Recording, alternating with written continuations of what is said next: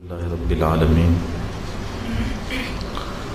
والصلاة والسلام علی سید الانبیاء والمرسلین قال اللہ تعالی وتبارک فی القرآن المجید والفرقان الحمید بسم اللہ الرحمن الرحیم عما یتساءلون عن النبأ العظیم الذی هم فیہ مختلفون کلا سیعلمون ثم کلا سیعلمون الم نجعل الارض مہادا والجبال اوتادا خلقناکم ازواجا وجعلنا نومکم سباتا وجعلنا اللیل لباسا وجعلنا النہار معاشا وبنینا فوقکم سبعا شدادا وجعلنا سراجا وہاجا وانزلنا من المعصرات ماء ثجاجا لنخرج به حبا ونباتا وجنات الفافا ان یوم الفصل کان میقاتا صدق اللہ مولانا العظیم۔ تمام حمد و ثنا تعریف و توصیف اللہ جل مجدہ الکریم کی ذات پاک کے لیے جو خالق کائنات بھی ہے اور مالک شش جہات بھی۔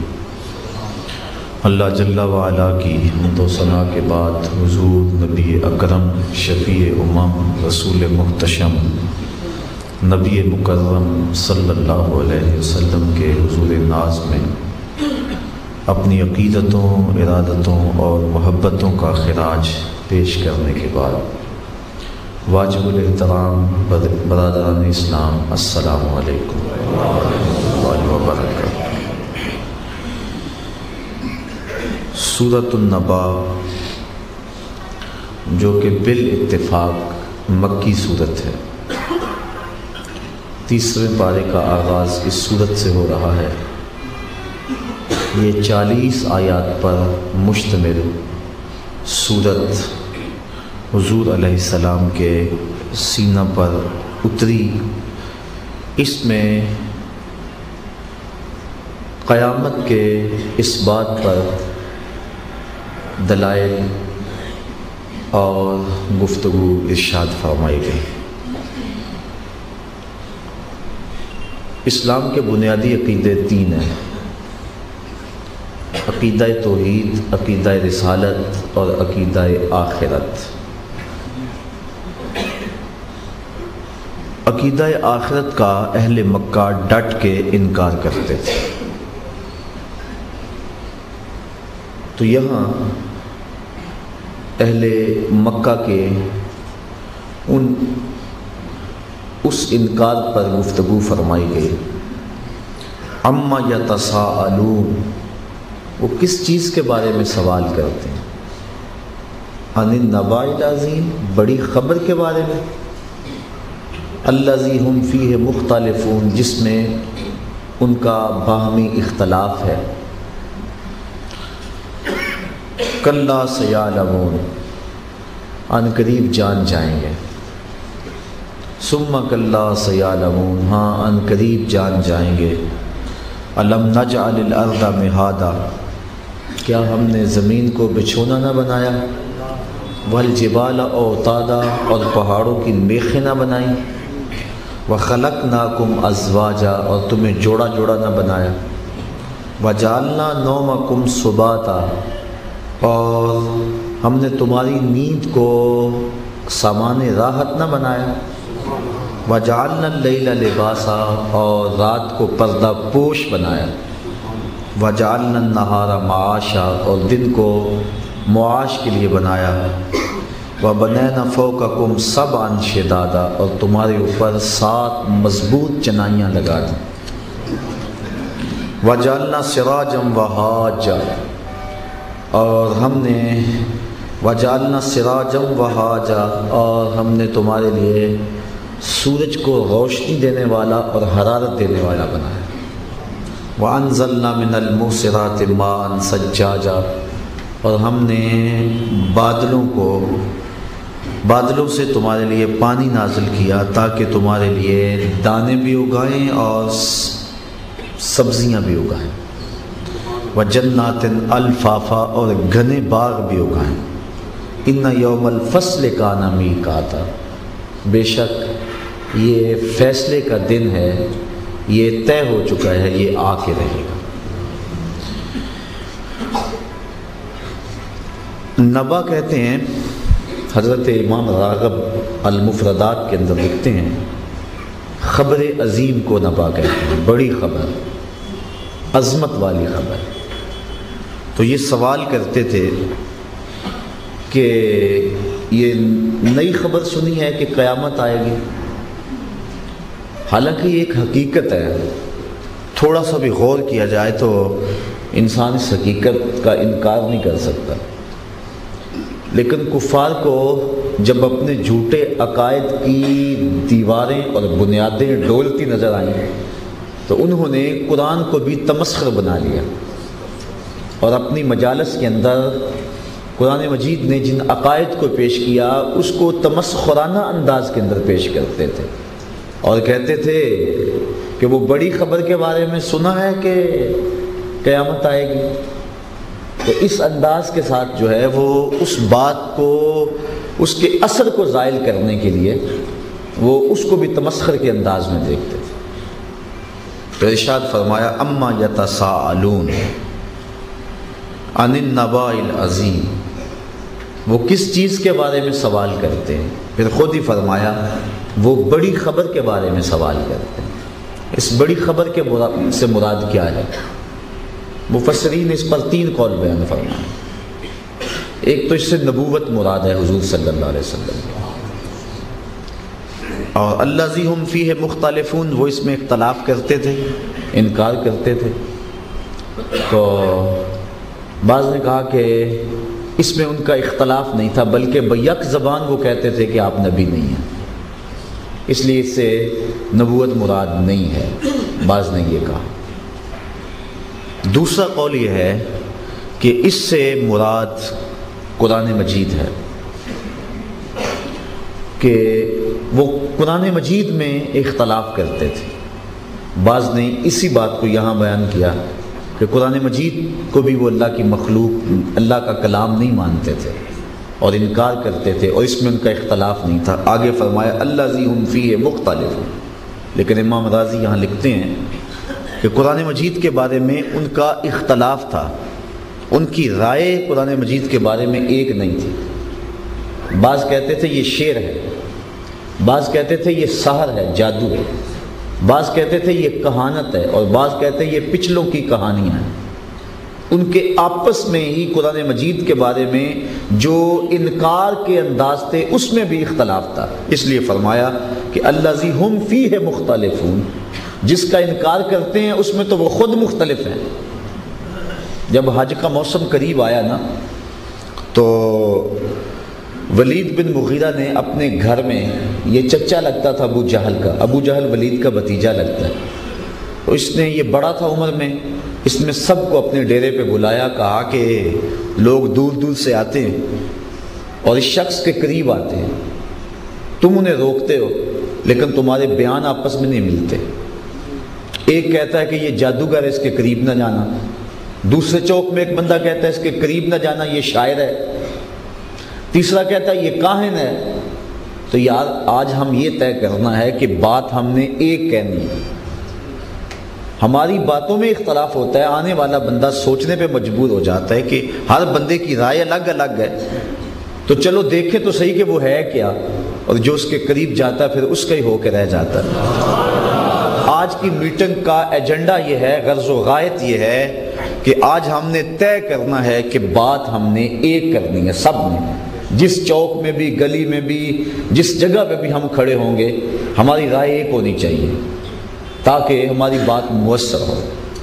انہوں نے کہا ٹھیک ہے، لہذا طے کیا کہ کہنا ہے کہ یہ شخص جادوگر ہے اور اپنی جادو بری نگاہوں سے لوگوں کو شکار کرتا ہے۔ سب نے کہا ٹھیک، لیکن ولید بن مغیرہ پھر خود ہی کہنے لگا کہ جادوگر کوئی آسمان کی مخلوق تو ہے نہیں کہ دنیا نے کبھی جادوگر دیکھے نہ ہو، کائنات میں جگہ جگہ جادوگر پائے جاتے ہیں، جب وہ جادو کرتے ہیں تو کچھ پڑھتے ہیں پھر پھونک مارتے ہیں جس سے آنکھیں سحر زدہ ہو جاتی ہیں، اور جو بندہ کہتا رہتا ہے وہ مانتے رہتے ہیں لوگ. تو تم نے یہ مشہور کر دیا ہوگا کہ جادوگر ہے، اس کے قریب نہ جانا. اور اگر کوئی شخص اس کے پاس چلا گیا، نہ وہ کچھ پڑھے گا اور نہ پھونک مارے گا، بلکہ جو کہے گا دل میں اترتا چلا جائے گا. تو تمہاری بات کون مانے گا؟ واللہ ما ہوا بساحر، اللہ کی قسم یہ جادوگر نہیں ہے، کوئی اور بات بناؤ. پھر کہنے لگے چلو تم کہہ لو کہ یہ کاہن ہے. کہانت باقاعدہ ایک علم تھا اس دور میں. کچھ لوگ تھے جو خبریں دیا کرتے تھے اور تک ان کا ٹھیک بھی ہو جایا کرتا تھا. تو کہا کہ یہ کاہن ہے اور کہانت کا فن جانتا ہے، تو اس کے قریب نہ جانا. کہا ہاں یہ بات تم نے بڑے پتے کی کہہ دی، چونکہ وہ آنے والی باتیں بھی بتا دیتا ہے، تو ہم یہ کاہن کہہ کے اس کے پروگرام کو رد کر سکتے. یہ طے کر لیا کہ جو بھی جہاں بھی کھڑا ہو یہ کہے کہ وہ کاہن ہے. لیکن پھر خود کہنے لگا ولید بن مغیرہ، یار بات تو آپ پھر کہیں گے کہ اپنی بات کو پھر رد رہا ہے. بھلا کاہن لوگوں نے کب نہیں دیکھے ہوئے؟ جب لوگ کاہن کے پاس جاتے ہیں وہ لمبی سی رسی لیتا ہے اور اس کے اوپر کچھ پڑھ کے گرہیں ڈالتا ہے، اور پھر جو شخص اس کے پاس گیا ہوتا ہے اس کو سامنے بٹھا کے گرہیں کھولتا جاتا ہے اور باتیں بتاتا جاتا ہے. تم نے لوگوں کو کہا ہوگا کہ یہ کاہن ہے. لوگ جب اس کے پاس جائیں گے، نہ اس کے پاس کوئی رسی ہوگی، نہ گرہیں ڈالے گا، نہ گرہیں کھولے گا، لیکن جب بولے گا دل کی گرہیں کھولے گا. تمہاری بات کون مانے گا؟ واللہ ما ہوا بکاہن، اللہ کی قسم یہ کاہن نہیں ہے. یہ وہ خود کہہ رہے ہیں، کوئی اور بات بناؤ، وہ کاہن نہیں. پھر کہنے لگے کہ چلو یہ بات کہہ لو کہ وہ مجنون ہے، معاذ اللہ. تو پھر کہنے لگے چلو یہ طے کر لیا کہ ایک نیا دین لے کر آیا ہے، نئی فکر دے رہا ہے، ایک مسلمہ ہمارے ضابطے آ رہے ہیں بتوں کی پرستش کے. تو جو شخص ان کا انکار کرتا ہے اس کا عقلی توازن ٹھیک نہیں ہے، سارے مانیں گے ہاں یہ ٹھیک ہے جی طے ہو گیا. اب سارے کہیں گے کہ اس کا معاذ اللہ اس کو جنون ہو گیا. تو ولید بن مغیرہ نے یہ بات کہی، لیکن پھر تھوڑی دیر کے بعد کہنے لگا بھلا مجنون لوگوں نے نہیں دیکھے؟ مجنون کو تو نہ اٹھنے کا پتہ ہوتا ہے نہ بیٹھنے کا پتہ ہوتا ہے، اس کو تو بات کرنے کا ڈھنگ بھی نہیں ہوتا، اس کے لفظ اکھڑے ہوئے ہوتے ہیں، باتیں بے تکی ہوتی ہیں، لفظ بے ترتیب ہوتے ہیں.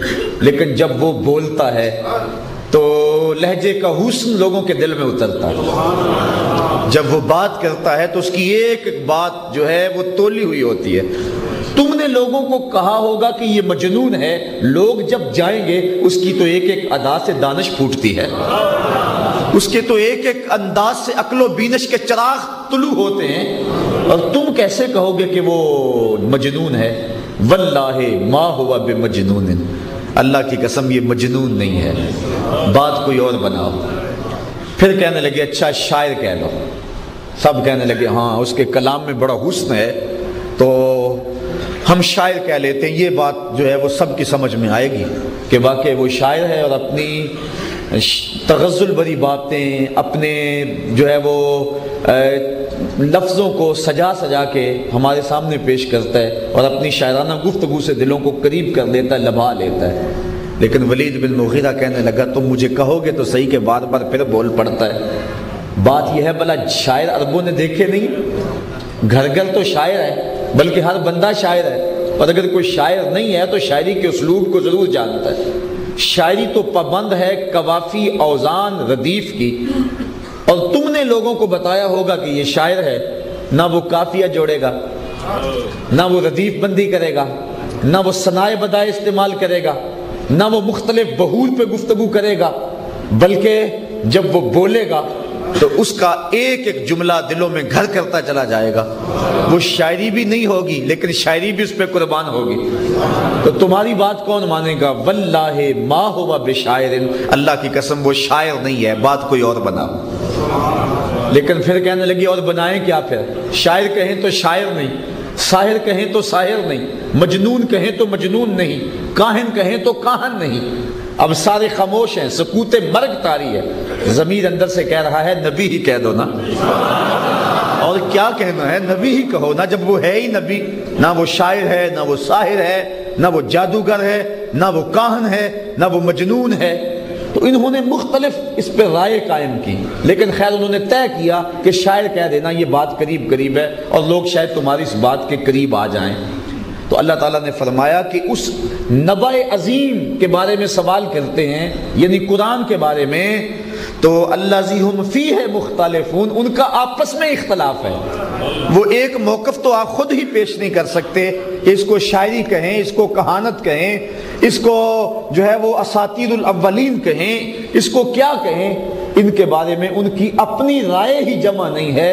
اس لیے کہا اس خبر عظیم کے بارے میں پوچھتے ہو کہ جس کے بارے میں تم خود اختلاف کرتے ہو۔ تو علماء نے کہا کہ اگر اس سے قرآن عظیم مراد لیا جائے تو یہ بھی درست ہے، اور اس کی دلیل یہ واقعہ جو میں آپ کے سامنے رکھا۔ لیکن جمہور مفسرین کی جو رائے ہے وہ نبأ عظیم سے مراد مرنے کے بعد اٹھنا ہے، دوبارہ زندگی ہے، اور قریش اس کا ڈٹ کے انکار کرتے تھے۔ وہ کہتے تھے یہ ہو ہی نہیں سکتا کہ ہم مرنے کے بعد دوبارہ زندہ کیے جائیں۔ اب یہاں ایک اور سوال پیدا ہوتا ہے کہ پھر اس میں بھی ان کا اختلاف نہیں تھا؟ اللہ تو کہتا ہے اس خبر عظیم کے بارے میں یہ سوال کرتے ہیں کہ جن میں وہ خود اختلاف کرتے ہیں، تو یہ تو سارے انکار کرتے تھے، تو پھر اس میں ان کا اختلاف نہ تھا۔ تو امام رازی کی مدد سے کچھ باتیں میں آپ کے حوالے سے کہوں، اس حوالے سے عرض کروں گا۔ امام رازی کہتے ہیں کہ اس میں جو اختلاف تھا ان کا، یہاں سے مخاطب مومن اور کافر ہیں، کہ مومن اس کے قائل تھے اور کافر اس کے قائل نہیں تھے، لہذا یہ اختلاف کی صورت موجود ہے۔ دوسری بات آپ فرماتے ہیں کہ جو یہود، نصارہ اور مشرکین مکہ، ان تینوں کے اس میں الگ الگ موقف تھے، بعث کے بارے میں، مرنے کے بعد دوبارہ اٹھنے کے بارے میں، لہذا یہ بھی اختلاف کی ایک صورت ہے۔ دوسرا یہ جو کفار مکہ تھے، کچھ اہل کتاب کے قریب بیٹھتے تھے، ان کے نظریے اہل کتاب سے ملتے جلتے تھے، اور کچھ حشر اجساد کے قائل نہیں تھے، حشر ارواح کے قائل تھے، کہ یعنی ہماری روحیں دوبارہ زندہ کی جائیں گی، جسم دوبارہ زندہ نہیں کیے جائیں گے، جس طرح کے موجودہ ہندو وغیرہ بھی تناسخ یا اواگان کے قائل ہیں، آخرت کا تصور ان کے ہاں اس معنی میں ہے۔ تو کچھ اس طرح کا وہ ذہن رکھتا، اور اللہ تعالیٰ نے ان کے تینوں نظریات کو قرآن مجید میں مختلف مقامات پہ بیان فرمایا۔ کچھ تو وہ تھے جو ڈٹ کے انکار کرتے، اور وہ کہتے ما ہی الا حیاتنا الدنیا نموت و نحیا وما یہلکنا الا الدہر۔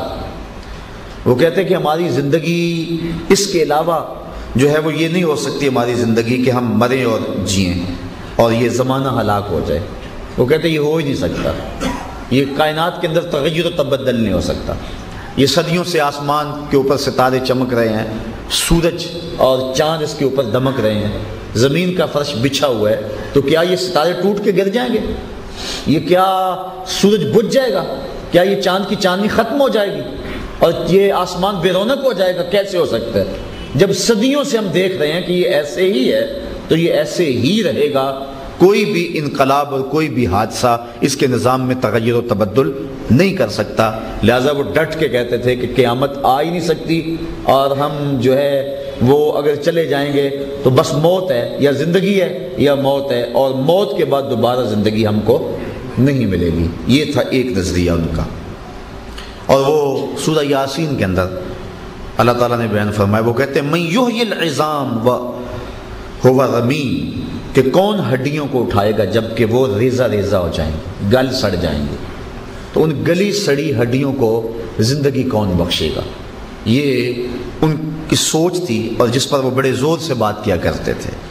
وہ کہتے جب ہم مر جائیں گے اور ہماری ہڈیاں بھی جو ہیں وہ رل جائیں گی، حتیٰ کہ مٹی میں مل جائیں گی، اور ہڈیوں کے جو ذرات ہیں وہ بھی مٹی کے اندر شامل ہو جائیں گے، تو پھر ان ذروں کو دوبارہ زندگی کیسے دی جائے گی، اور دوبارہ ہم کیسے اٹھائے جائیں گے جب کہ ہم بالکل مر چکے ہوں گے؟